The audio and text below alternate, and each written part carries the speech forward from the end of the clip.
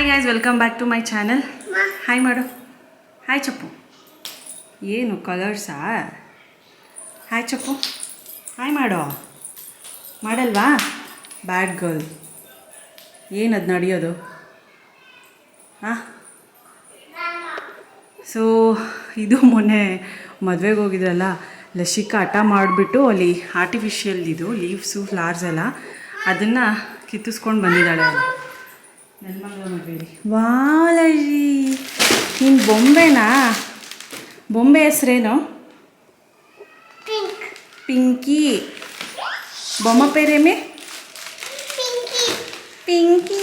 ನಿನ್ನ ಥರನೇ ಇದೆ ನೋಡು, ನಿನ್ನಷ್ಟು ಉದ್ದ ಆಯ್ತು ಅದು, ನಿನ್ಕಿಂತ ದಪ್ಪ ಇದೆ, ನಿನ್ಕಿಂತ ನಿನ್ನಷ್ಟಿದೆ ಅದು. ಯಾವ ಕಲರ್ ಅದು? ಪಿಂಕ್. ಹಾಂ, ರೆಡ್ ಕಲರ್. ನಮ್ಮ ಡಿಂಕು ಹಾಗೆ ಇವತ್ತು ಫುಲ್ಲು ಗ್ರೂಮಿಂಗ್ ಮಾಡಿಸ್ಬಿಟ್ಟೆ. ಸೊ ಒಬ್ಬ ಹುಡುಗ ಇದ್ದಾನೆ, ಅವನಿಗೆ ಹೇಳಿದೆ. ಸೊ ಕರ್ಕೊಂಡೋಗಿ ಗಾಡೀಲಿ ಪಾಪ ಅವರೇ ಗ್ರೂಮಿಂಗ್ ಮಾಡೋದು, ಅವರೇ ಕರ್ಕೊಂಡೋಗಿ ಪಾಪ ಅವರೇ ಬಿಟ್ಟರು. ಇವಾಗ ಸಮ್ಮರ್ ಅಲ್ವಾ, ಗ್ರೂಮಿಂಗ್ ಮಾಡಿಸಿದ್ರೆ ತುಂಬ ಚೆನ್ನಾಗಿರುತ್ತೆ. ಕರೆಕ್ಟಾಗಿ ಇನ್ನು ಮಳೆಗಾಲ ಸ್ಟಾರ್ಟ್ ಆದಾಗ ಹೇರ್ಸ್ ಬರುತ್ತಲ್ಲ, ಸರಿ ಹೋಗುತ್ತೆ ಅವಾಗ. ಇವಾಗ ಅವನಿಗೂ ಒಂದು ಸ್ವಲ್ಪ ಶೆಕೆ ಕಾವು ಇರೋದ್ರಿಂದ ಫ್ರೀಯಾಗಿದ್ದಾನೆ ಇವಾಗ, ಫುಲ್ ಫ್ರೀ. ನಮ್ಮ ಡಿಂಕು ಅಲ್ಲ, ಬೀದಿ ನಾಯಿ ಥರ ಇದ್ದಾನೆ ಇವಾಗ. ಅಲ್ಲ ಡಿಂಕು, ಬೀದಿ ನಾಯಿ ಥರ ಇದೆಯಾ? ಪೊಮೇರಿಯನ್ ಅಲ್ಲ ನೀನು. ಪೊಮೇರಿಯನ್ ಅಲ್ಲ ನೀನು. ಏನಂತ? ಸೊ ಫ್ರೆಂಡ್ಸ್, ಒಂದು ಸ್ವಲ್ಪ ಆಯಿಲಿಂಗ್ ಮಾಡ್ಕೊಳ್ಳೋಣ ಅಂತ ವೀಕ್ ಮಧ್ಯದಲ್ಲಿ ಆಯಿಲಿಂಗ್ ಮಾಡಿಕೊಂಡು ಒಂದಿನ ಹಾಗೆ ಹೋಗ್ತೀನಿ ಡ್ಯೂಟಿಗೆ. ಸೊ ಇವಾಗ ಜಸ್ಟ್ ಗೊಬ್ಬರ ತಂದರು, ಹಸಿ ಗೊಬ್ಬರ, ಒಣಗೊಬ್ಬರ, ಹಸುದು, ಮೇಕೆದು, ಬೇರೆ ಬೇರೆ ಐಟಮ್ಸು ಎಲ್ಲ ಲಾನಿಗೆ ಗಿಡಗಳಿಗೆ ಹಾಕೋದಕ್ಕೆ. ತುಂಬ ಡ್ರೈ ಆಗುತ್ತೆ ಅಲ್ವಾ ಇವಾಗ ಸಮ್ಮರಲ್ಲಿ. ಸೊ ಹಾಗಾಗಿ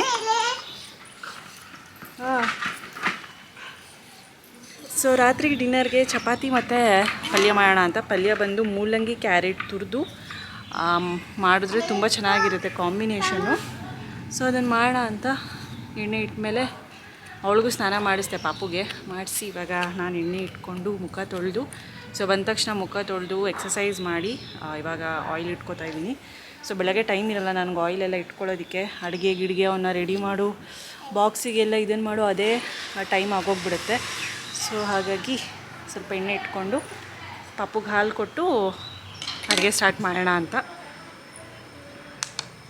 ಸೊ ಬೆಳಿಗ್ಗೆನೇ ಇವತ್ತು ಅನ್ನ ಸಾಂಬಾರು ಮಾಡಿದ್ವಿ, ಬೆಳಗ್ಗೆಗೆ. ಮಧ್ಯಾಹ್ನಕ್ಕೆ ಅದೇ ಸೊಪ್ಪು ಸಾರು, ಯಾಕೋ ಸೊಪ್ಪು ಸಾರು ತಿನ್ನಬೇಕು ಅನಿಸ್ತು.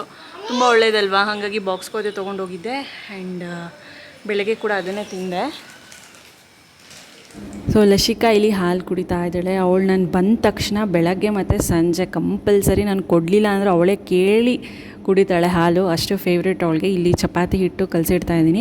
ಸೊ ರ್ಯಾಡಿಶ್ ಮತ್ತು ಕ್ಯಾರೆಟ್, ಮೂಲಂಗಿ ಕ್ಯಾರೆಟ್ ಎರಡೂ ತುರಿದು ಪಲ್ಯ ಮಾಡಿದ್ರೆ ತುಂಬ ಚೆನ್ನಾಗಿರುತ್ತೆ.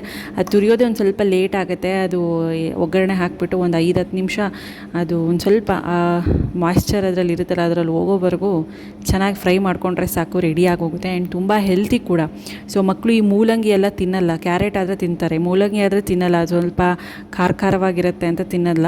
ಸೊ ಈ ಥರ ಪಲ್ಯ ಮಾಡಿ ಕೊಟ್ಟರೆ ಸೊ ಚಪಾತಿ ಜೊತೆಗೆ ಆರಾಮಾಗಿ ತಿಂತಾರೆ. ಸೊ ಲಸಿಕಾ ಮತ್ತು ಪ್ರಕುಲ್ ಇಬ್ಬರು ಕೂಡ ತಿಂತಾರೆ. ಸೊ ಹಾಗೆ ಹಸಿದು ಕೊಟ್ಟಾಗ ಅವರು ಹಿಂದೆ ಮುಂದೆ ನೋಡ್ತಾರೆ ತಿನ್ನೋದಕ್ಕೆ ಖಾರ ಆಗುತ್ತೆ ಅಂತ. ಸೊ ಇವಾಗ ಇಲ್ಲೆಲ್ಲ ರೆಡಿ ಮಾಡ್ಕೋತಾ ಇದ್ದೀನಿ ಪಲ್ಯಕ್ಕೆ. ಇದು ಊರಿಂದ ತಂದಿದ್ದರು, ಅಮ್ಮ ಮೊನ್ನೆ ಊರಿಗೆ ಹೋಗಿದ್ದರು. ಸೊ ಫಂಕ್ಷನ್ ಇತ್ತು ಅಂತ. ಸೊ ಅಲ್ಲಿ ದೊಡ್ಡಮ್ಮನ ಮನೇಲಿ ತರಕಾರಿ ಬೆಳೀತಾರೆ, ಅಲ್ಲೇ ಮನೆಯಲ್ಲೇ ಕಾಂಪೌಂಡಲ್ಲೇ. ಅದಕ್ಕೆ ಅದಷ್ಟು ಸೈಜ್ ಹಿಂಗಿದೆ ನೋಡಿ, ಆ ಮೂಲಂಗಿ ದಪ್ಪ ಸೈಜು, ಫುಲ್ ಏನೋ ಕೆಮಿಕಲ್ ಇಲ್ದಲೇ ಇರೋ ಮೂಲಂಗಿಗಳು. ಸೊ ಅಲ್ಲೆಲ್ಲ ತುಂಬ ಬೆಳೆದಿತ್ತಲ್ಲ, ಸೊ ಹಂಗಾಗಿ ತೊಗೊಂಡು ಬಂದಿದ್ರು. ಸೊ ತುಂಬ ಟೇಸ್ಟಿಯಾಗಿ ಕೂಡ ಇರುತ್ತೆ. ಮನೆಯಲ್ಲಿ ಬೆಳೆಸಿರೋ ಅಂಥದ್ದು ನಾವು ಅಡುಗೆ ಮಾಡ್ಕೊಂಡು ತಿಂದರೆ ತುಂಬ ಟೇಸ್ಟಿಯಾಗಿರುತ್ತೆ. ಆ್ಯಂಡ್ ಹಾಗೆ ಫುಲ್ ಆಯಿಲೆಲ್ಲ ಮೆತ್ತಾಕೊಂಡ್ಬಿಟ್ಟಿದ್ದೀನಿ. ಒನ್ ಡೇ ಪೂರ್ತಿ ಬಿಟ್ಬಿಟ್ಟು ಹೆಡ್ ಬಾತ್ ಮಾಡೋಣ ಅಂತ. ಸೊ ರೆಸಿಪಿನ ಕೂಡ ನಾನು ತೋರಿಸ್ತೀನಿ, ಟ್ರೈ ಮಾಡಿ. ತುಂಬಾ ಈಸಿ ಆ್ಯಂಡ್ ಬೇಗನೆ ಆಗೋಗುತ್ತೆ. ಆ್ಯಂಡ್ ಹೆಲ್ತಿ ಪಲ್ಯ ಕೂಡ ಇದು. ಒಂದು ಕಡಾಯಿಗೆ ನಾನೊಂದು ಸ್ವಲ್ಪ ಆಯಿಲ್ ಹಾಕ್ಕೊಳ್ತೀನಿ. ಇದಕ್ಕೆ ಮಾಮೂಲಿ ಸಾಸಿವೆ ಜೀರಿಗೆನ ಹಾಕ್ಕೊಳ್ತೀನಿ. ಬೇಕಿದ್ರೆ ನೀವು ಉದ್ದಿನಬೇಳೆ, ಕಡಲೆಬೇಳೆ ಕೂಡ ಆ್ಯಡ್ ಮಾಡ್ಕೋಬೋದು. ಹಾಗೆ ಕಡಲೆ ಬೀಜ ಕೂಡ ಹಾಕೋಬೋದು. ಸೊ ನಿಮ್ಮ ಟೇಸ್ಟ್ ತಕ್ಕನಂಗೆ. ನಾನು ಅದು ಯಾವುದೋ ಆ್ಯಡ್ ಮಾಡ್ತಾಯಿಲ್ಲ.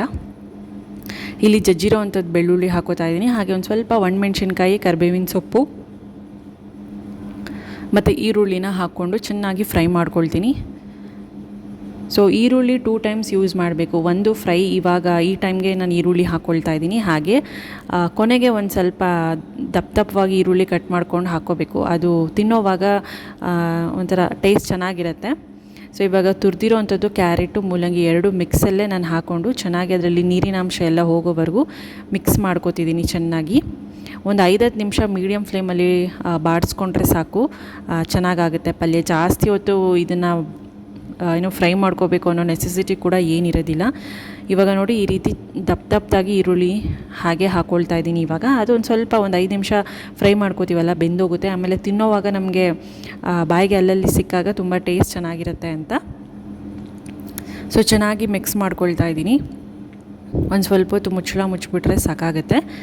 ಸೊ ಬೇಕಿದ್ರೆ ನೀವು ಅರಶಿನ ಕೂಡ ಆ್ಯಡ್ ಮಾಡ್ಕೋಬೋದು ಒಂಚೂರು. ಇವಾಗ ರುಚಿಗೆ ತಕ್ಕಷ್ಟು ನಾನು ಉಪ್ಪನ್ನ ಹಾಕ್ಕೊಳ್ತಾ ಇದ್ದೀನಿ. ಉಪ್ಪನ್ನ ಹಾಕ್ಕೊಂಡು ಮತ್ತೆ ಫ್ರೈ ಮಾಡಿ ಒಂದು ಸ್ವಲ್ಪ ಹೊತ್ತು ಅದು ಫ್ರೈ ಆಗೋದಕ್ಕೆ ಬಿಡ್ತೀನಿ ನಾನು. ಸೊ ಇದು ಚಪಾತಿಗೆ ಅಂತಲೇ ಅಲ್ಲ, ನೀವು ಅನ್ನ ಸಾಂಬಾರು ತಿನ್ನೋದ್ರ ಜೊತೆಗೆ ಸೈಡಾಗಿ ಕೂಡ ಒಂದು ಪಲ್ಯ ಥರ ತಿನ್ಬೋದು, ಅಷ್ಟು ಚೆನ್ನಾಗಿರುತ್ತೆ. ಸೊ ಇವಾಗ ಆಯಿತು. ಇವಾಗ ಕೊನೆಗೆ ಕೊತ್ತಂಬರಿ ಸೊಪ್ಪು, ಕಾಯಿ ತುರಿನ ಹಾಕ್ಕೊಳ್ತಾ ಇದ್ದೀನಿ. ಸೊ ಕಾಯಿ ತುರಿ ಆಪ್ಷನಲ್, ನಿಮ್ಗೆ ಇಷ್ಟ ಇದ್ದರೆ ಹಾಕ್ಕೋಬೋದು, ಇಲ್ಲಾಂದರೆ ಏನು ನೆಸೆಸಿಟಿ ಏನಿಲ್ಲ. ಹಾಕಿದ್ರೆ ಟೇಸ್ಟ್ ಚೆನ್ನಾಗಿರುತ್ತೆ ಅಂತ. ಸೊ ಕಾಯಿ ತುರಿ ಎಲ್ಲ ಹಾಕಿದ್ಮೇಲೆ ಇನ್ನೊಂದು ಸ್ವಲ್ಪ ಹೊತ್ತು 1-2 ನಿಮಿಷ ಫ್ರೈ ಮಾಡಿಕೊಂಡ್ರೆ ಸಾಕಾಗುತ್ತೆ. ಸೊ ಆಲ್ಮೋಸ್ಟ್ ಇನ್ನೇನು ರೆಡಿ ಆಗೋಯಿತು ಮೂಲಂಗಿ ಕ್ಯಾರೆಟ್ ಪಲ್ಯ. ಸೊ ಅಷ್ಟೇ, ಇದು ಮುಗೀತು. ಆ್ಯಂಡ್ ಪ್ರಕುಲ್ಗೂ ಕೂಡ ಸ್ವಲ್ಪ ದೃಷ್ಟಿ ಆದಂಗೆ ಆಗಿಬಿಟ್ಟಿತ್ತು. ಅವನಿಗೆ ಹೊಟ್ಟೆ ನೋವು, ವಾಂತಿ ಎಲ್ಲ ಇತ್ತು. ಸೊ ಹಂಗಾಗಿ ಅಮ್ಮ ದೃಷ್ಟಿ ತೆಗಿತಿದ್ದಾರೆ. ನಾವು ದೃಷ್ಟಿ ಈ ಥರ ಒಂದು ಮರ, ಒಂದು ಸ್ಲಿಪ್ಪರು, ಒಂದು ಅಂಚಿನ ಕಡ್ಡಿ ಪರಕೆ ಬರುತ್ತಲ್ಲ ಅದರಲ್ಲಿ. ಕೆಲವ್ರು ಹೇಳ್ತಾರೆ ಸ್ಲಿಪ್ಪರಲ್ಲೆಲ್ಲ ತೆಗಿಬಾರ್ದು ಅಂತ, ಬಟ್ ನಮ್ಮ ಕಡೆ ಸ್ಲಿಪ್ಪರಲ್ಲೆಲ್ಲ ತೆಗಿತಾರೆ. ಏನಕ್ಕಂದರೆ ಈ ಸ್ಲಿಪ್ಪರ್ಸ್ ಹಾಕ್ಕೊಂಡು ಆಚೆ ಎಲ್ಲ ಓಡಾಡ್ತೀವಲ್ಲ, ಸೊ ಅದರಿಂದ ತೆಗೆದ್ರೆ ಬೇಗನೆ ದೃಷ್ಟಿ ಹೋಗುತ್ತೆ ಅಂತ ನಮ್ಮ ಅಜ್ಜಿ ಅಂದ್ರೆಲ್ಲ ನಮ್ಮ ಕಡೆ ಎಲ್ಲ ಹಾಗೆ ಮಾಡೋದು. ಸೊ ಕೆಲವೊಬ್ಬರು ಮನೆಯಲ್ಲಿ ಕೆಲವೊಂದು ಆಚಾರ ವಿಚಾರಗಳಷ್ಟೇ. ಸೊ 3 ಐಟಮ್ಸ್ ಇರಬೇಕು ಅಂತ ಹೇಳ್ತಾರೆ. ಸೊ ಅದಾದಮೇಲೆ ಅಂಚಿನ ಕಡ್ಡಿ ಪರಕೆಗೆ ಸ್ವಲ್ಪ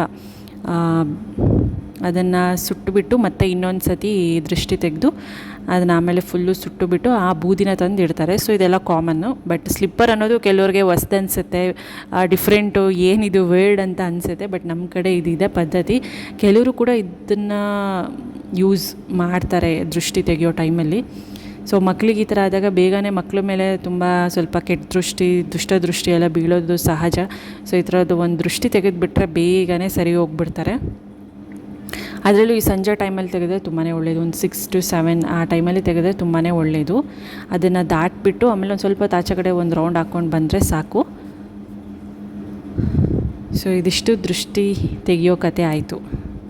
ಸೊ ಇದು ನಾನು ನೆಕ್ಸ್ಟ್ ಡೇ ಮಾರ್ನಿಂಗ್ ವ್ಲಾಗ್ನ ಕಂಟಿನ್ಯೂ ಮಾಡ್ತಾಯಿದ್ದೀನಿ.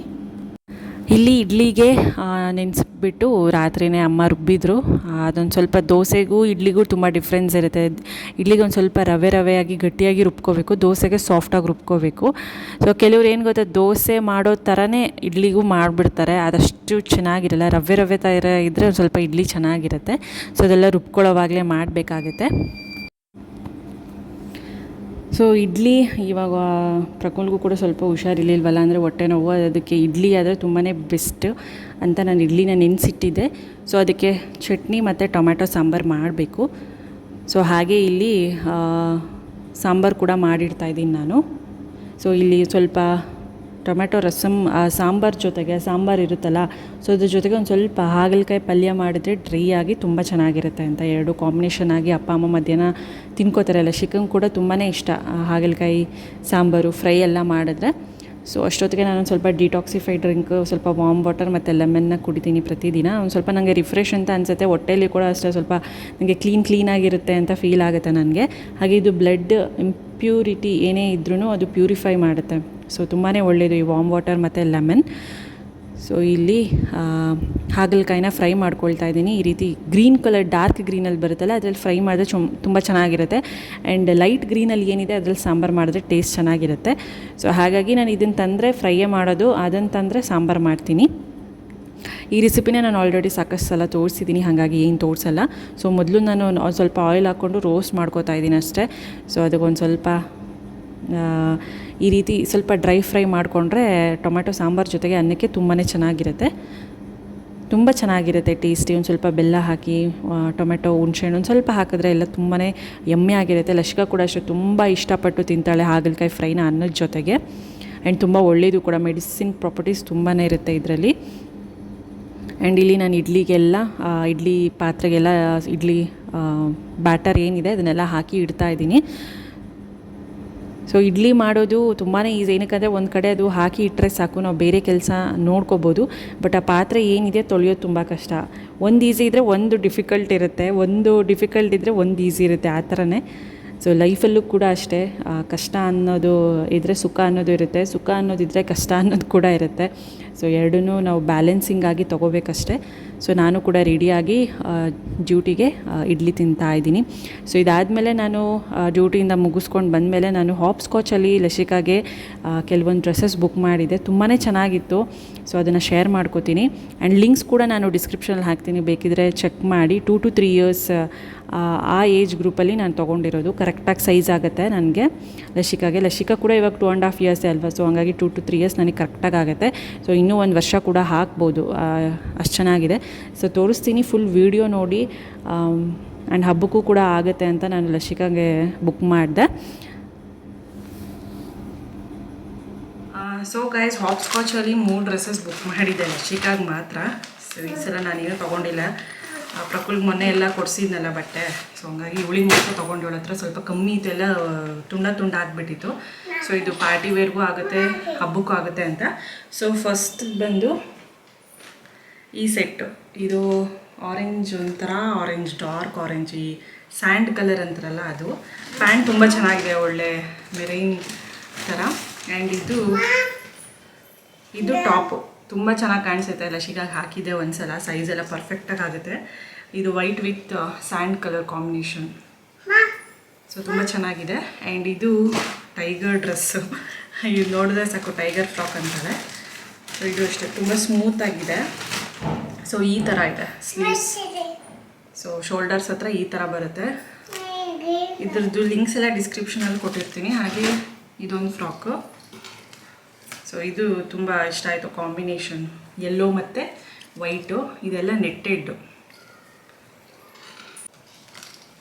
ಸೊ ಇದು ಸ್ಲೀವ್ಲೆಸ್, ಇದು ತುಂಬ ಚೆನ್ನಾಗಿದೆ. ಆ್ಯಂಡ್ ಇಲ್ಲಿ ಒಂಥರ ಫ್ಲವರ್ ಥರ ಕಟ್ಟಿರೋದು.